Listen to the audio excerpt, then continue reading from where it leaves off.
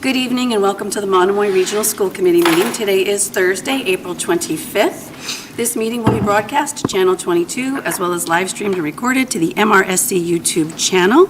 I'd like to call the meeting to order at 5:46 p.m. The first item on our agenda is adjournment to executive session. We will take a roll call vote to adjourn to executive session pursuant to GLC 30A, Section 21A4, to discuss the deployment of security personnel or devices or strategies with respect thereto, and the chair so declares it. Do I have a motion? So moved. Second? Second. We'll do a roll call vote. Mr. Yes. Cook? Yes. Ms. Long? Ms. Gee? Aye. Yes. And the chair is an aye. We will adjourn, and we should expect to come back to regular open session at approximately 6:30 p.m.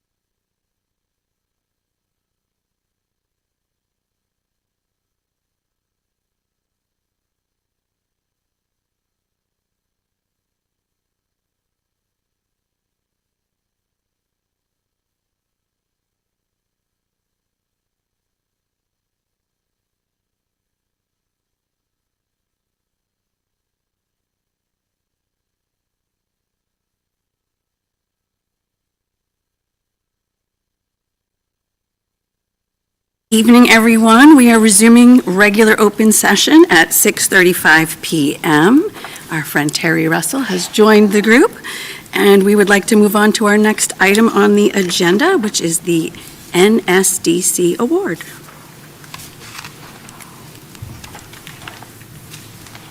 Give me a few minutes. Absolutely. Dr. Carpenter will join us shortly.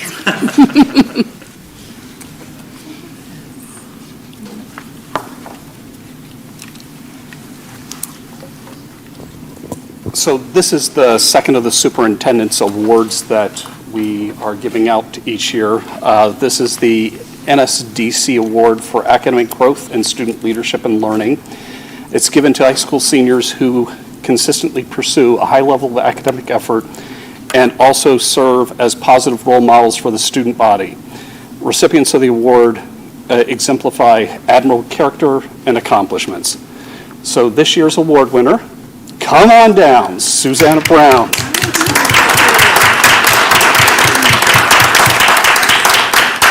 Now, Susanna, before you actually get the award, you have to suffer through the superintendent reading some kind words that your guidance counselor has shared with me about you. And it's really the guidance team and the high school administration that get together and say, hey, here's the right person for this award. So, it says, Susanna Brown is a ray of sunshine, a breath of fresh air, and just a spectacular human being. This young woman is a class act and well-respected both by staff and peers alike. Whether it is in the athletic arena or just walking through the hallways, Susanna leads by example and is a role model to many. Susanna has challenged herself with taking rigorous advanced courses and is not afraid of challenge or hard work while balancing her competing priorities. She chose courses that would be a challenge instead of taking the easy road, even knowing she has a full life outside of school. Susanna is a three-sport varsity athlete in field hockey, basketball, and lacrosse. She is the senior captain for the highly ranked Monomoy field hockey team and was the 2022 Massachusetts Interscholastic Athletic Association Individual Sportsmanship Award recipient, a true testament of her leadership and positive attitude. She has represented Monomoy as the MIAA School Ambassador for the past 2 years. Susanna is also the founder and president of the Monomoy Black Lives Matter Student Union, which she helped establish during her freshman year. Susanna has also participated in our TV production classes using state-of-the-art technology and equipment and delivered the news each morning to the Monomoy Regional High School community. She's been a student assistant in both physical education and special education classrooms, working alongside with teachers and younger students. One of Susanna's most outstanding qualities is her kindness and compassion. She is supportive, an empathetic friend who's always willing to help others. Her positive attitude and willingness to contribute to her community make her a role model for her peers. She has been nominated by her peers to be a Hope Squad representative, a peer-to-peer youth suicide prevention group. Susanna's work ethic, maturity, perseverance, and empathetic nature will serve her well as she works towards her future goals. With interests in law and business, Susanna has the skill set to be successful in any profession she decides to go on to.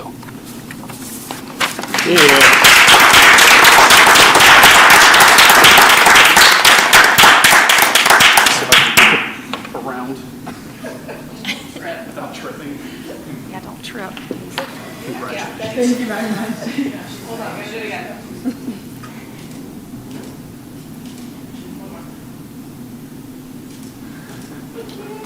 Thank you very much. Congratulations.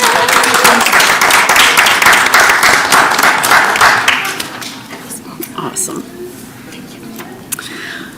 Our next item on the agenda is public comment. Speakers are limited to 3 minutes. Do we have anyone here for public comment?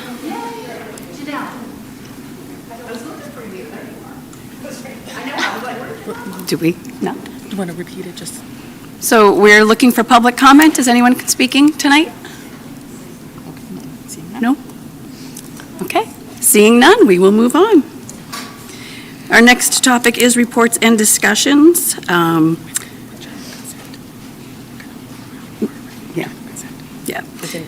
We are proposing to move the superintendent's summit of evaluation first reading to the end of this section. Does anyone have any problems? Okay, we'll move that down.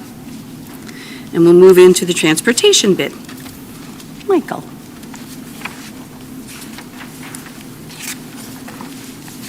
Hi, good evening, school committee. I'm Michael McMillan. I am the school business manager, and I am here before you tonight to talk about the district transportation services contract. I presented this last week. Just to recap, we're at the end of a 5-year agreement with the collaborative to provide the Cape Cod Collaborative to provide transportation services to the district, and at this point we have to make a decision about continuing with the collaborative or going with somebody else. We did go out to bid, and we had two other proposals in addition to a proposal from the collaborative, and the details of the different proposals are included in an updated memo that I provided to the school committee ahead of this meeting. I'll just quickly address the cost of the contract, and then two items which came up in our last discussion. One was around references, and the other was around vehicles. So just in terms of finances, as you can see from the table, really we had a proposal or a bid from Lucini Bus Lines, one from Cape Destinations, and the Cape Cod Collaborative's proposal. As I mentioned at our last meeting, the difference between Cape Cod Collaborative and Cape Destinations, which was the lowest apparent bidder, there was very little, a relatively small difference of about $50,000 per year. And you can see as it breaks down, the difference is kind of spread out between the different types of transportation.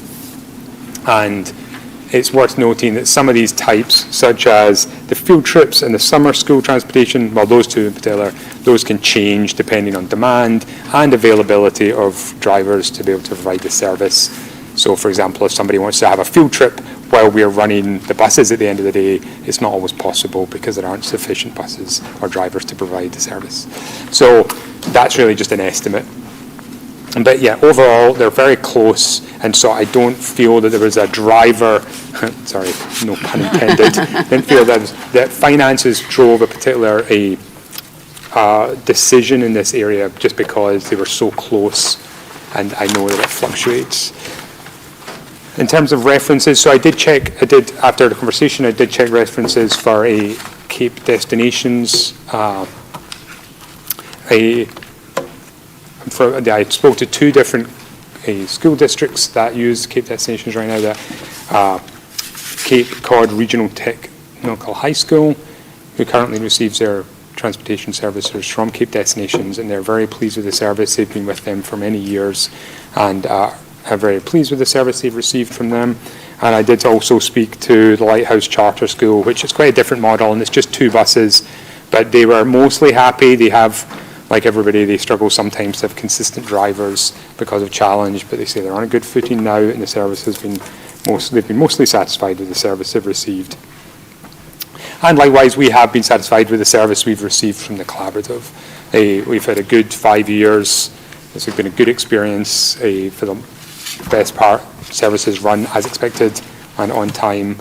And it was interesting. Somebody mentioned at our last meeting they've heard very little about the collaborative's engagement in the district, and I think you only really hear about transportation when it's going badly.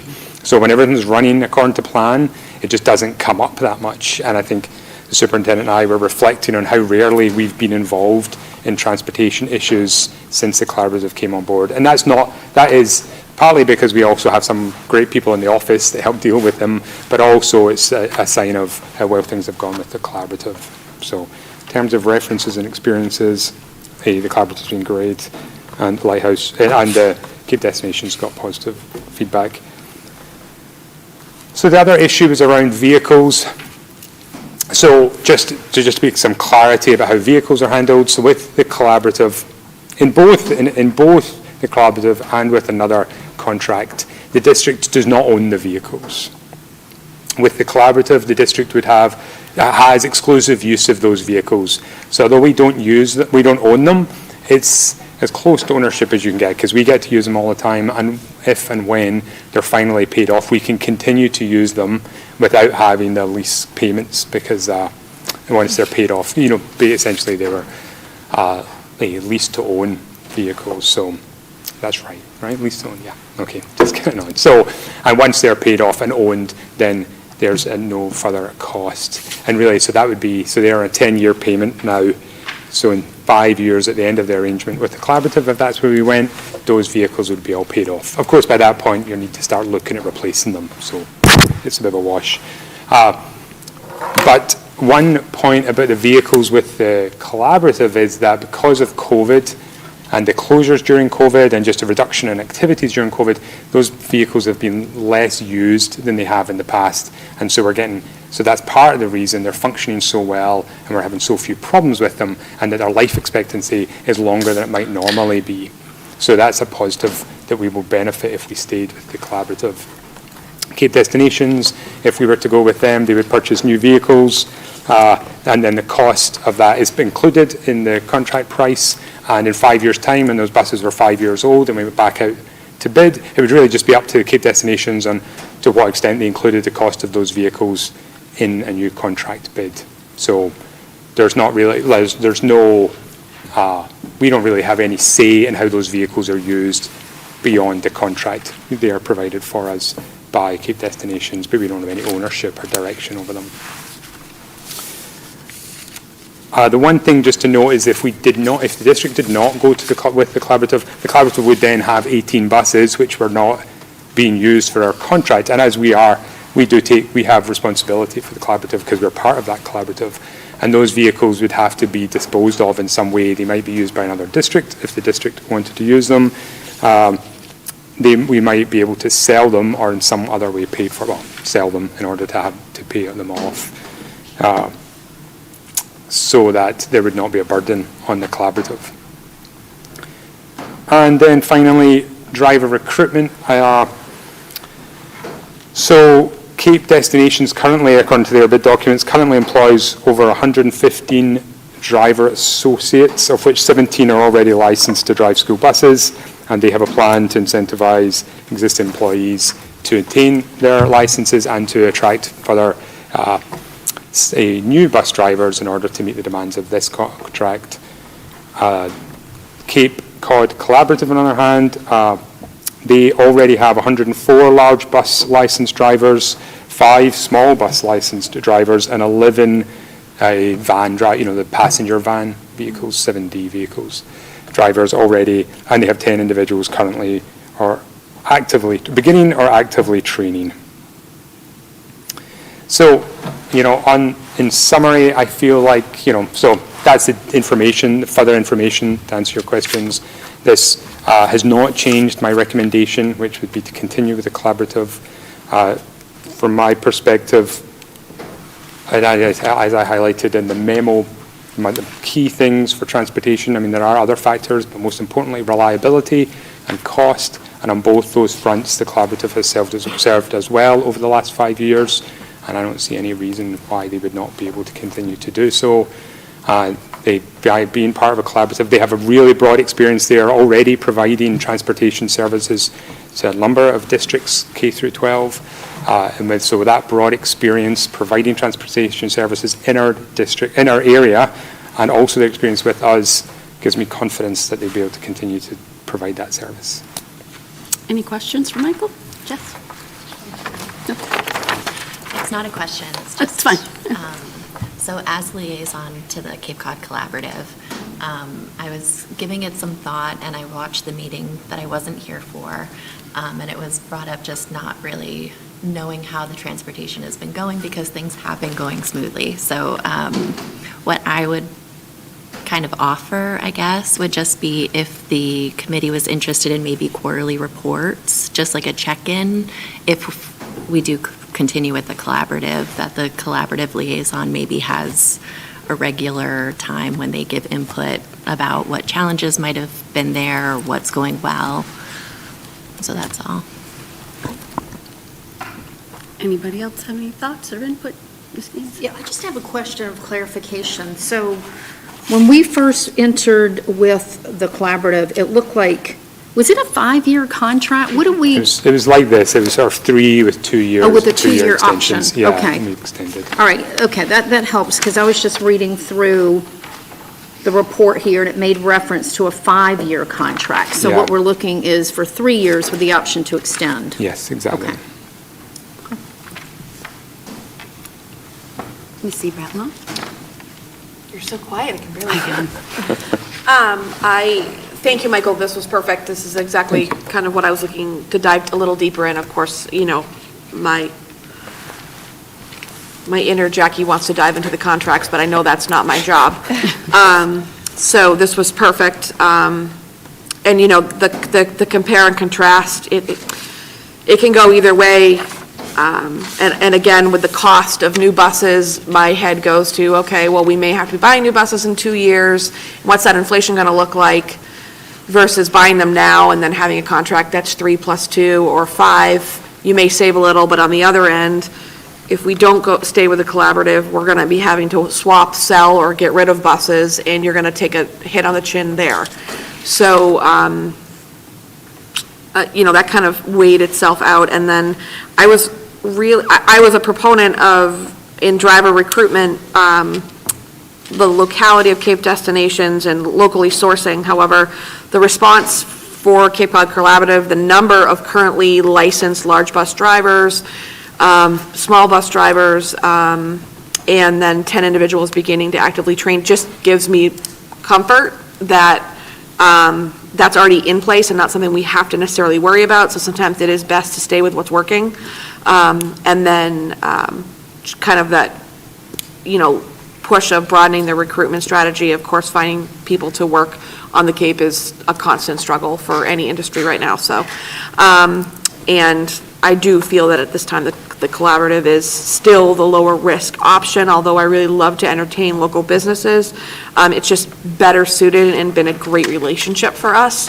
So I thank you for this. This is exactly what I needed, and I did think about it over the week, and this was helpful as well. So I think, you know, essentially this is, I know where I need to go with it. So thank you. Mr. Russell? Thanks, Michael. I think it was just said it, as it regards busing, no news is good news. And I think that's what we've experienced the last 5 years, and so if it's appropriate, I'd like to make a motion Absolutely. that the district enter into an agreement with the Cape Cod Collaborative for Transportation Services for 3 years, with the option to extend the agreement for up to 2 additional years. Second? Second. All in favor? Aye. Oppose? Anyone, discussion? Didn't we just do that? No. No, you skipped it. Discussion? Perfect. No, say all in favor. Aye. Aye. Opposed? And abstain. Okay. Motion passes. Next is the Quarter 3 Finance Report. Next is architectural update. Do you want me to- Thank you. I skipped all the way down there, sorry. Whichever want you'd to like do- to start. Okay. I leave the floor to you. All right, school committee, so still me, still here. So we do have another contract which is in the works. It's actually not quite ready to vote on today, but we recently went out, we issued what's called a request for qualifications, which for design services for it's like a house architect or house doctor architectural services. And basically what that would mean is we would have a architect on call to help with small and large projects which come up over a 3-year period. So the first one would be the press box when we get that sorted. So we issued the request for qualifications. We actually received 7 proposals, which we are in the process of reviewing and checking references, and we're planning to meet with some of those vendors, and we'll come back with a recommendation at our next meeting. Any questions? Jack? You see my face? Yeah. Terry had his Poker hand up face. first, though. Probably I missed it, Michael. No. This position, would this person be paid a retainer? Oh, so yeah, no, it's not, so it's not a employee, it's a firm. So it's basically just allows us to have this firm on a call list. So we would call, and the way the process works is when we have a project, instead of having to go out to bid again, we can call them, we check their references, and check that they have experience of the project. We would then discuss fee with them, and if we could agree the fee, we would go ahead with them, and if not, we're going to have up to 3 people on the list, or 3 firms on the list, and we can go to the next firm. But we're not beholden to them. We still have an ability to negotiate with them on each contract. It just allows us to build a relationship with an architectural firm so they can get to know the district and be able to provide advice, understanding what we need and what our priorities are, and they can sort of pass on some of their expertise and help us tackle some of the issues we're having across in a number of areas. Yeah, still here. Face is still there. So, question, because we haven't heard this yet. Yeah. This is, Obviously going to be a line item in the budget, like where would this, it's a contract position, much Yeah. like we have a retainer with a lawyer. yeah. It's the same concept. Yes, except you don't pay them to be on retainer. You just pay them for each individual project as and when you need it. So their fee would be built into each project as and when we needed them. So for example, with the press box, we've already, in discussions around the press box, part of that has been the design. And so we have money set aside to do the design of the press box, and this is just a process of choosing who we can use to do the design. I should back up, maybe I've explained this a little better. So the way I think you should back up. the way mass procurement works around construction design is different from invitation for bids like we had, or other for goods and services. So normally what you do is you issue request for proposals or invitation for bids. You get the proposal that will get a fee. You decide, you go with who's cheapest or who best meets your criteria. Designers are different. So with designers, you do a request for qualifications. You then choose which architects or designers best meet the qualifications for the district. And then once you've ranked them, you go with the first person and you negotiate a fee with them directly. So what is the criteria or list of projects? Because all I heard was press box, and it seems like this is kind of if we were building a new school or putting an addition on, I could say, yes, this would be advantageous, but if we're talking about press box, and I don't see anything else we're doing in the future, at least that I'm aware of, other than the press box, that we would require an architect for. So the siding project at the middle school. Why does that need an architect? Pardon? Why does that need an architect? So you need to have, before you go out to bid on any project, you have to draft up specifications, and those specifications get into quite a lot of detail about, that's apart from anything else, that construction project will be above the threshold for state procurement law that requires the designer. So for the state procurement law, we have to draft plans. Yeah, so that when everybody bids on that okay. project, they're all bidding. So we have to draft plans, so this would be a more financially advantageous route. Yeah, partly, so my thinking is I needed to get somebody to do the press box. And I keep coming back to that, but I needed a designer to draft up the design for the press box.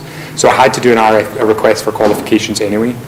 And my thinking was, if I can do a request for qualifications, it allows us to wrap up a few projects in one RFQ rather than having to do this every time we want an architect. It will make life easier, and it will give us that benefit of an architect who is familiar with the district and what our priorities and projects are. And this is a thing, like lots This of is other a districts. thing. Like I've never heard of it, so Districts, so Nauset has done something similar on occasion. DY have something similar, other districts. But so just to be clear, so say we go ahead and do the press box and it works out as great, and then we have another project we can use them for that. If it doesn't work out, then we don't ever have to use them again. If it's not working, then we don't have to keep going back, because we retain the right to go back out to bid for other designers as and when we need them. But if we do have to do those projects, then we have somebody on call that we have already established a relationship with. So right now the goal is press box and then some of those capital expenditure Yes, projects that we had. Exactly, yeah. And then one thing I'm going to talk about, so it's, it's partly, when I look at a lot of the capital challenges we have coming up over the next few years, and when I talk about our finance report, the challenge we have with HVAC right now, that we're spending so much money, this is where I'm hoping somebody like this, on-call architect can start to help us deal with some of these problems, because they also subcontract to engineers and HVAC experts, and so they have those people on call that can help us tackle some of these issues. So eventually, will thinking. we know what type of fee we're looking at for something like this? Yeah, so every time we go, so once we've selected them, we'll put them on our list, and the first soon as school committee, assuming school committee votes to approve this, and the next day I'll phone the first listed person. I'll say, okay, congratulations, you're on our list. We'd like to go ahead with you, and our first project is press box. Can you give me a quote for how much it would cost? What's your hourly rate or whatever to do the press box? They will give me that rate, and if it's something we are comfortable with, we can move ahead with it. If not, we move to the next person on the list. And you guys decide that? Yes. So we unknowingly vote for this concept, this Yep. idea, not knowing Yep. how much it's gonna cost. Yep. And you have no idea of what that, let's just say, let's just use the press box because that's what we're using. Yeah, absolutely. I have no concept of what that fee's gonna look like, so I'm kind of going in blind here. Like, Yes. yeah, sure, go for it, but But remember, that's what you do with almost all our contracts. Because we pay for, we approve, every single contract that's under 3 years is approved without school committee approval. And we go ahead and pay those bills because that's one of the things you delegate to the superintendent and I. So it's similar to almost all our other projects. sort of. But we are looking at what the transportation expense is for the that's collaborative over on a 3 line years. item in the budget. So we may be approving the contract without knowing what it is, but we are looking at what the budget is. And this transportation comes because it's over 3 years. That's why school committee approval is required. And it's such a big ticket item that makes sense. And every time we do a capital project, that's approved by the school committee. So if it was going to go over the budget of the capital project, then we wouldn't do it. So you like don't- the Chromebooks? So you have, Chromebooks aren't capital. But that would be a contract under 3 years, or those over 3 years that we look at the price for? So it depends. Normally they're under 3 years. So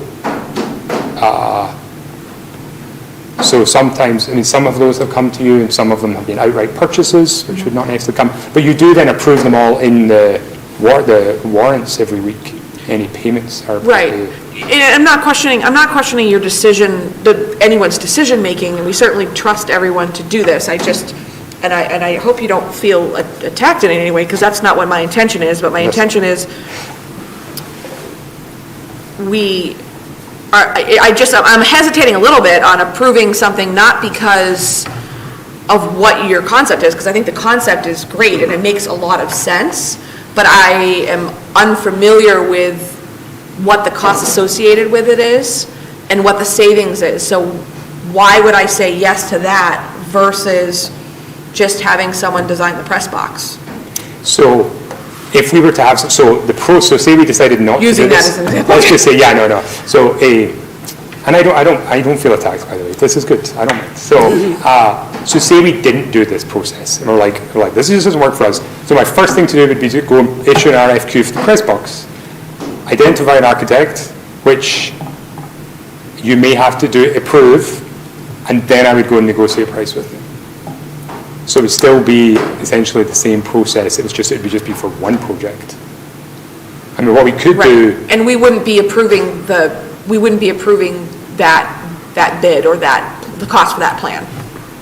Not the cost, just the selection of the architect. But we wouldn't have any cost information in that selection. Not at that It would just be point. based on What we could do What you is come back. You know what I mean? So we could say so what we could do is for each individual project, come back to school committee and at least let you know what's happening. Do you know? So the first process is to put the people on the list. So the proposal is that we would shortlist 3 architects who would be on our call list. And so then we could work with each of them depending on their price. So if we, because this, depending on their price, depending on their qualifications. So if if one of those three has experience of doing press boxes, that would be excellent. If not, we'll look for, what similar projects they've done. And as we would be able to choose each time we went out which of the three we would choose to work with. We would negotiate a contract, and then we could come back and let you know that that's what we're going ahead with to do the design of the project. I honestly think, Michael, for me, what the issue is that what's more palpable for me is if this was presented and it was being used for things like capital projects, like siding on a wall, things that we're doing to our existing buildings to improve them. But when we're talking about a new project, like the press box, that to me is in a different category, and I wouldn't necessarily prioritize it over sidewall and things like that, when you're talking about the umbrella of the architect, and these are the services it can do. So by bundling it with the press box, that's where I'm stuck, because I'm like, okay, well, I want to know what this costs, because I know we've already given like 30,000, or I think initially, So we have, like 2 years ago. So we haven't spent a dime on the press box yet. I'm just saying, we haven't spent, because we haven't got a designer yet. Right. So I know we voted, like, it probably was 2 years ago, I feel like, at this point. to go ahead with the application. So, and so part of, what's built up the pace for this is the Booster Club is on the verge of receiving funds, hopefully, from both towns to help pay towards this project. And so this comes back, I guess, this is on me, because this was my process, because there was a discussion about, okay, so how do we do this press box? Do we just want to give all the control over to the Booster Club and let them run a project to put a press box? And I felt that we should stay in control of it, and they should essentially donate through working with the towns. Essentially, we working with the towns would be controlling the funds and paying the vendors to make sure the work gets done to the proper standard and meets our long-term goals. As soon as it's us doing it, though, that then procurement law kicks in. And so then that's why we're now down this path. But I still think this is preferable to us not having control over the project. And it is an unusual process, but it is all, there's a lot of Massachusetts procurement law that governs this and sort of helps to make sure we all stay on the straight and narrow. And equally, like I say, so if we went into this, I'm on the same page as you, because once we go into this negotiations, if they turn around and it's just going to blow the budget out of the water, then we're not going to do it. We're going to come back and go back to the drawing board and try and see where we go next. And that's partly why this comes back to my earlier point about keeping control of it. Like, I didn't want a situation where, the best will in the world, we get 3/4 of the way through the project and then it has to stop while we try and find more money. That's exactly the sort of thing we're trying to avoid. But to do that, we needed a design. It's one of those things where, I agree, and the press box is not my priority, but it is one where we have the funds available right now, and I can't spend them unless I have a design, and I can't get a design unless I do an RFQ. And that's what we'd already voted on, that 30 that's sitting there waiting for that. Yes. And I understand that, I get it. It's just trying to wrap my head around it, and I get it, and I appreciate it, and I do think you did the right thing by having the district control what was happening with the press box. I 100% agree with that. So I just had to ask more questions and understand it. And I like it, and it is. And sorry, I'll stop talking, but in 2 seconds. No, I'm keeping Ryan from the NFL draft actually. So just keep going. 8 o'clock. Nope, we got time. We got plenty of time. I could talk about this for 51 minutes. That's no problem. So the RFQ is a slightly different process. I do think, and in partly, I do feel like, when I look at our capital list and I look at the needs of the district, I feel like we are in the process of a step change in the amount of facilities projects we have going up. How much we're spending on facilities at the moment is eye-popping. And I'm trying to just raise our game a little and raise our expertise so we have a better grasp of what we need and what's going on. And I think by building a relationship with an architect, that will help us. But, if it doesn't work out, we're not beholden to them. We won't have spent if I go to them and the first project doesn't work out, or if we can't agree on the first project, we won't have spent a dime. We'll, wash our hands of it and move on. So I think it's all upsides. Is it? Yeah. So yeah, but I appreciate your because it is an unusual process. It's really weird. When I went through the first time, I'm like, well, they're not just going to tell me how much it's going to cost. And I, especially when we're not as experienced in this. So I will be talking to my colleagues in other school districts about that negotiation process. I actually had a great conversation with the facilities director when I was checking references today, and he was talking about how you go through that negotiation process. So, And that's, right. I'm Thank sorry. you. Sorry. That's not anything we're voting on tonight. You don't even need to vote on it. Correct. Think how long I'll talk when you have to vote on it. Clarification, so we're not voting, is that No. correct? Yeah, that was my Okay, fault. I was because hoping we'd that's get where I it. was getting confused. Thank you for all your questions, because it says It does say vote. contract, and I'm looking for a contract, and I'm not seeing one, so, That's next okay. week. That's in the next meeting. So it closed on Friday, I want to say, and I hoped to have everything wrapped up by today, but it just didn't pan out like that. Okay, so I'll just mark this off my agenda. Okay. It's better this way than that way anyway, so. Yeah, I know, right? I agree. All right, moving on to quarter three. All right, I'll be quick-ish. So, the quarter three reports in your handout. So through to the end of quarter three this year, we are at a 1.9% of the budget is unencumbered or unexpended at this point. So that is significantly lower than in the average of previous years. So we do run a tight budget, like I am comfortable with this. We budget closely to what our needs, and then we aim to spend closely to what we budgeted in order to meet all those needs. There are a couple of areas which I know we have over-encumbered funds. So for health insurance, just the way payroll and health insurance works out, we over-encumber for a month's worth of health insurance payments every year, and then that encumbrance gets released towards the end of the year. It's just the way health insurance payments, because they're paid a month ahead. So we've already paid for July. We've encumbered funds to pay for July, but that'll come out of next year's budget, so they'll be released, and that's about $300,000. So that'll bring that percentage down. And we prepaid some transportation costs, and some of those are still encumbered here, which don't need to be. That's about another $270,000. So those are funds that are encumbered but won't actually be spent. So I'm comfortable with, although we're close, I think it's comfortable, and I think we'll be fine by the end of the year. I do not expect to have any problems staying within budget to the end of the year. Just a couple of areas to highlight.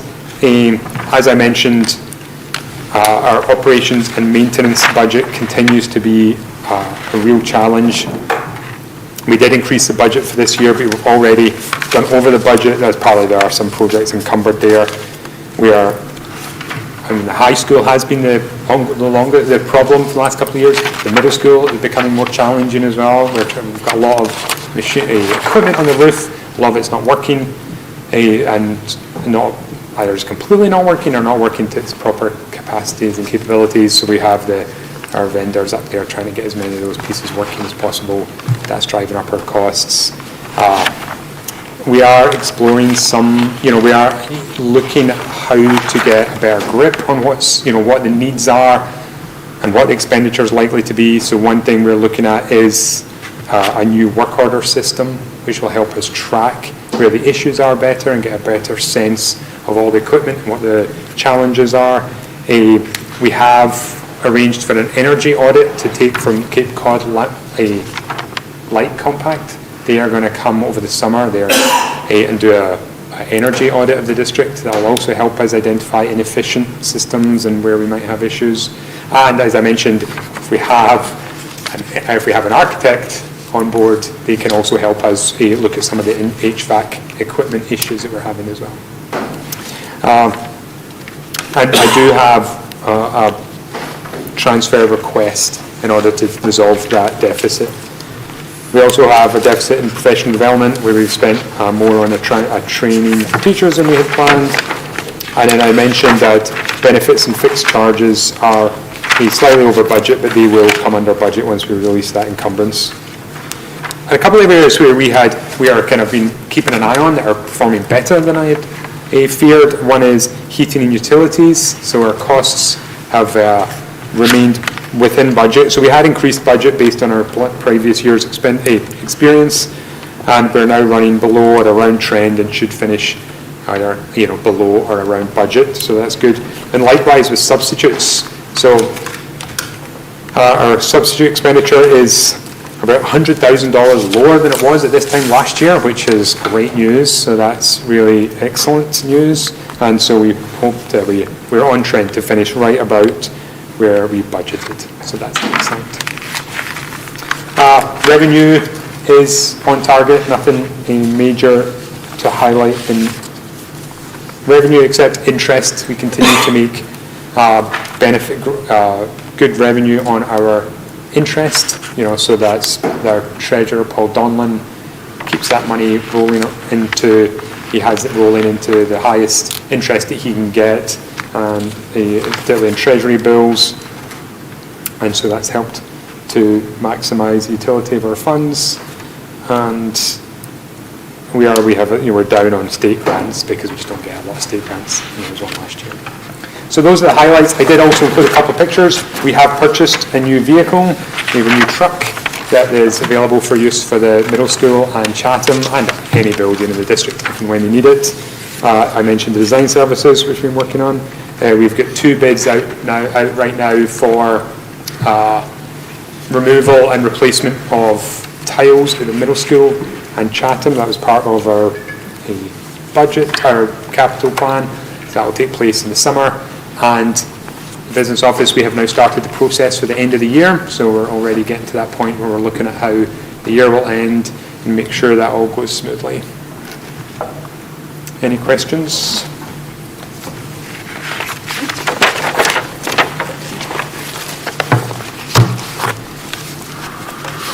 So I do, as I mentioned, I do have a couple of transfers we requested, basically using funds that we have in transportation, actually, because we prepaid some of those costs, transferring some from that budget to offset the operations and maintenance. That's the biggest one, is in our operations and maintenance budgets, but also we have a small amount of, not small, but an amount of professional development costs that we'd like to offset as well. Do I have a motion? Mr. Bradley? Michael, can I just read the motion, or would you like the last 4 of the account number with the major account name and the amount? You can just, I'm comfortable if you just read the Okay, motion. all right. Motion to approve the FY24 Quarter 3 budget transfers as listed in the memorandum provided to the school committee. Second? Second. Any questions, discussion? All in favor? Aye. Aye. Opposed? Abstained? All right, thank you very much. Thank you. Motion passes.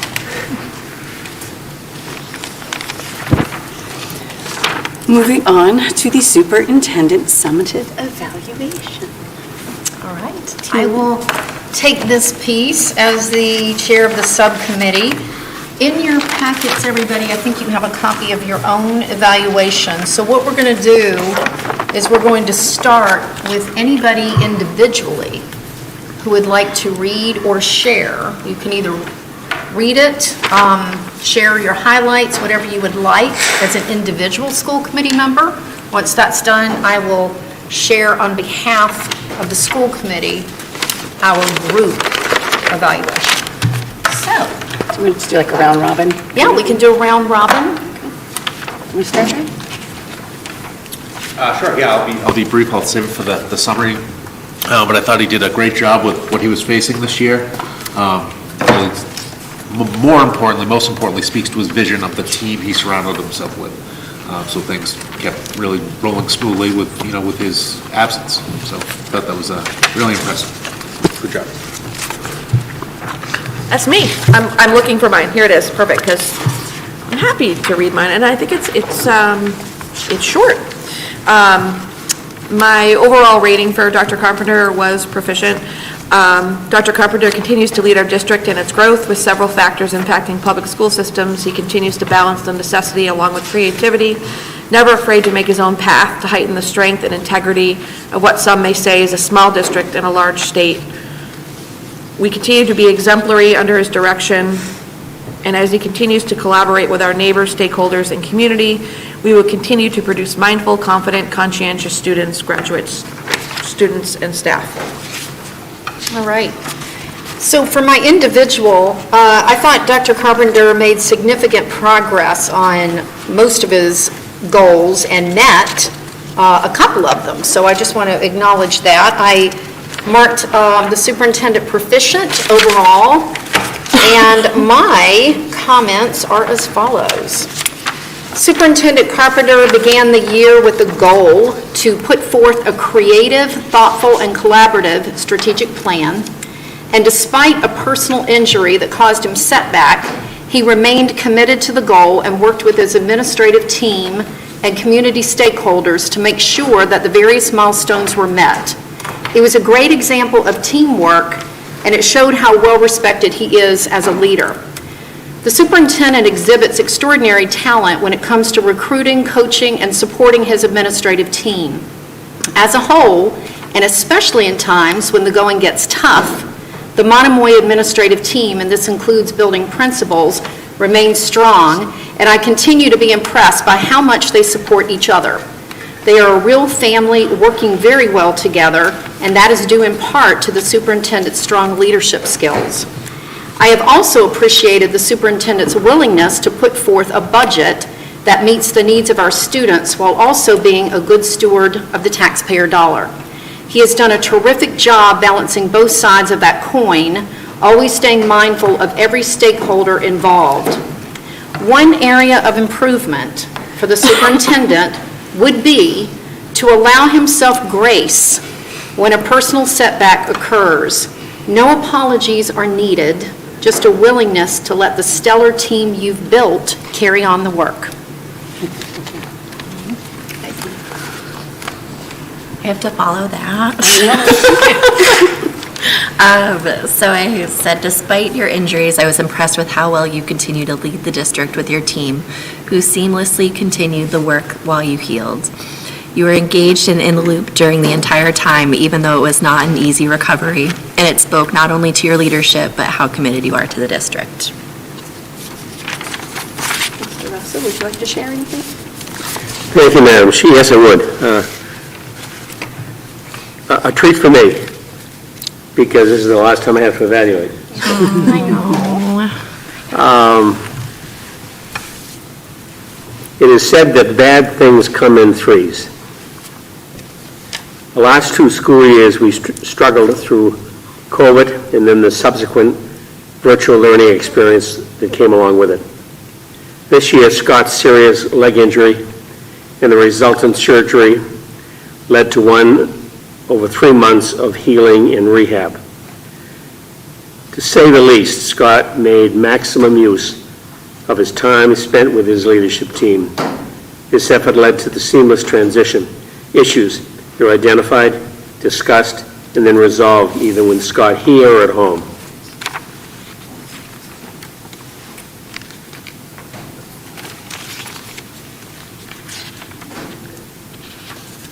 Because of this, I have rated continually that I've seen exemplary work for Scott as superintendent over these last 12 years.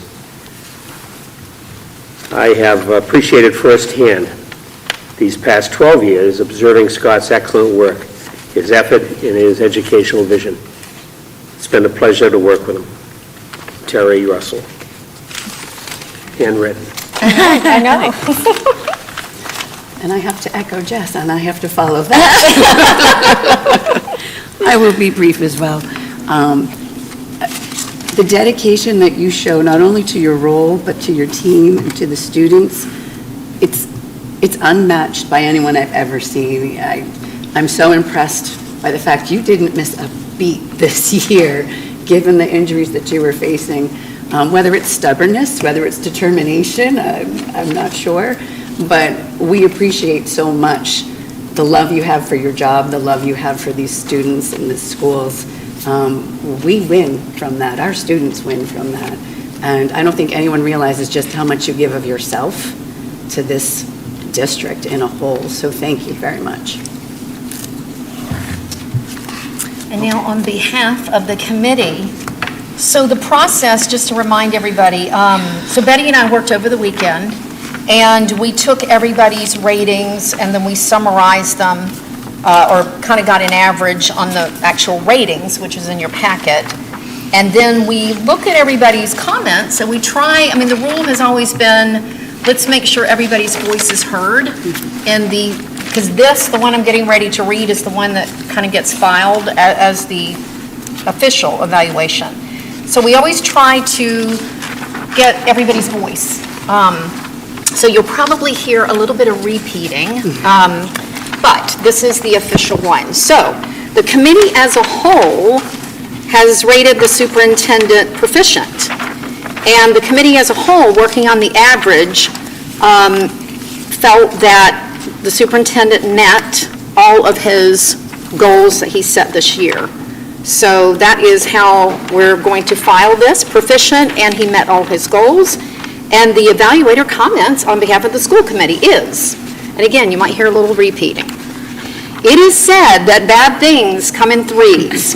And reflecting on the past few years, we were faced with the COVID pandemic, the challenges of remote learning, and a personal injury which impacted the superintendent's ability to physically be in the school setting due to 3 months of surgery, rehabilitation, and healing. Despite all these things, we have seen Dr. Carpenter's strengths rise time and time again, particularly his resilience, persistence, and perseverance. We were once again reminded of how blessed we are to have him as our superintendent. His dedication to his role, his team, and our students was made abundantly clear this year, as he barely missed a beat while dealing with his personal injury in the recovery process over the last half of the FY24 school year. For 3 months, he did a great job managing the district remotely, leaning into the strong team he has built, all of whom were able to step in and lead where he needed them to, which serves as a testament to his leadership. He stayed engaged and remained in the loop, which further proved his commitment as a superintendent. Dr. Carpenter exhibits extraordinary talent when it comes to recruiting, coaching, and supporting his administrative team. As a whole, and especially in times when the going gets tough, the Monomoy administrative team, including building principals, remains strong. They are a real family working well together, and that is due in part to the superintendent's strong leadership skills. Planning for the retirement of our longtime Director of Technology, Dr. Carpenter facilitated a seamless transition of leadership in the technology department, which served as a good example of his strength in hiring, training, and building strong teams. With several factors impacting public school systems, Dr. Carpenter continues to lead our district and its growth, balancing the necessity along with creativity, never afraid to make his own path to heighten the strength and integrity of what some may say is a small school district in a large state. The work with the strategic plan stayed on the proposed timeline and was able to be completed with his guidance and support, as was the final stages of the FY25 budget process, all happening during his rehabilitation period. Despite the interruption of in-person work, Dr. Carpenter stayed committed to his goals and to the needs of the district, further showing that his visionary and intuitive approach to leading our district, always based on data, continues to work in our best interests. So that is the official superintendent evaluation that will be filed on behalf of the school committee. So Superintendent, great job. Thank you. Thank you, Ms. If I Dean. could just say something, I think I really appreciate working here. I appreciate the job, and I think when I was at my lowest, it gave me milestones to shoot for. Like, you know, for me, it's like I will be able to be strong enough to drive a car so I can be there to be at the in-person budget meetings with our select boards. And it's like, I had it on my map, push myself in physical therapy, I'm going to get there. And I, just to sort of like quickly report out, I had surgery, my last surgery, hope, on the knee last Tuesday. Went well, and I shared with Robin, my big milestone this week is I finally have made it one full circle on the stationary bike, you know, which you need enough bend in the knee to get there, and for me, that's like, as soon as I can start getting around, then I can start getting the fluidity back. So, so right now, by the end of the day, I feel like I'm the Tin Man and I need to have my knee oiled. But I wake up every morning in sort of like ready to go and spry, and but we'll get there by graduation time. Great. Thank you very much. The next item on our agenda is the subcommittee superintendent evaluation. I don't know if there's anything I think left to we have say. completed our work. I just want to thank the members of our committee, which was Jackie, myself, Betty, and Ryan. So thank you all for your service this year. Our work is done. This will be filed, and we've got a final set of minutes that I will circulate and get those filed, and we are complete. So thank you, subcommittee. Thank you. Superintendent's report. I will give this quickly so that we can get Ryan to see the NFL draft. Spread it out.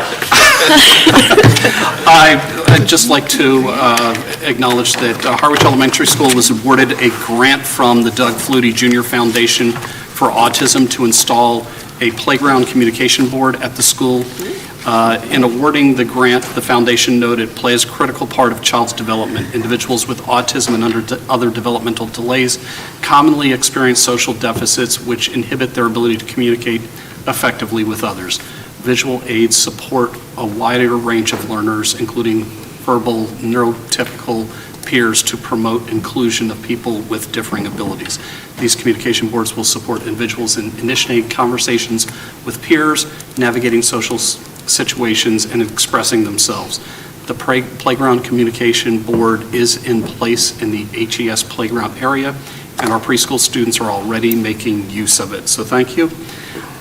Thanks to the Women's Club of Chatham for their grants of $345 to Chatham Elementary School for after-school supplies, $450 to the middle school teacher Catherine Kane to support her Seashore Steward Seminar, and $100 to Harwich Elementary School to teacher Catherine G. I always butcher Catherine's name, I apologize.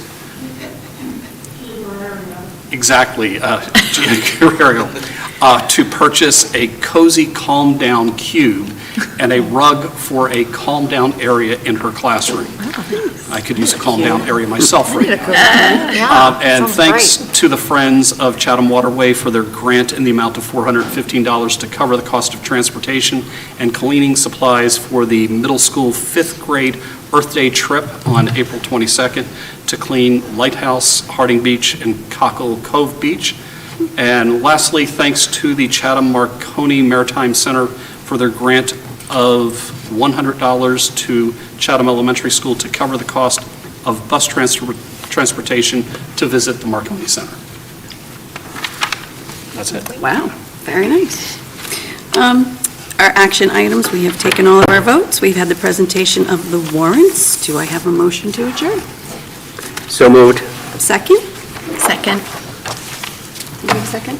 Oh, Jess, thank you. We will adjourn at 7:34. Oh, aye.